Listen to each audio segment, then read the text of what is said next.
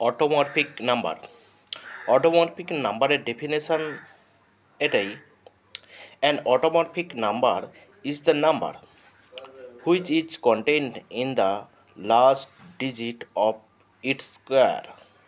Example, 25 is an automorphic number as its square is 625 and last two digit 25.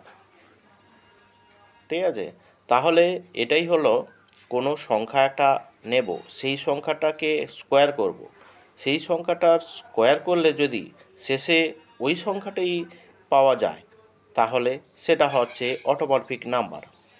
যেমন 5, আরেকটি example হচ্ছে 5 square হচ্ছে 25, অর্থাৎ 5টা আসছে শেষে। 6 স্কোয়ার হচ্ছে 36, অর্থাৎ 36-এর 6টা চলে আসছে। এটা হচ্ছে অটোমরফিক নাম্বার। আমি এই প্রোগ্রামটি পাইথনের মাধ্যমে করব, কম্পিউটারে দেখতে থাকো।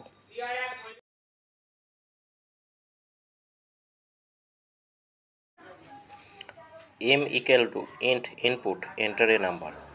এবারে স্টোর করা হলো n equal to m, x equal to 1, while n greater than 0, n equal to n floor division 1, x equal to x star 10।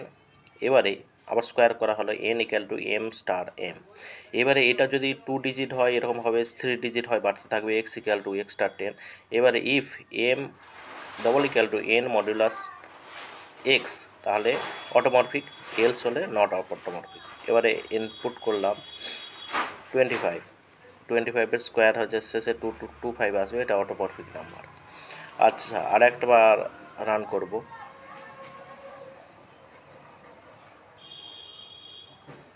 Run করি 26 হচ্ছে নট অটোমরফিক।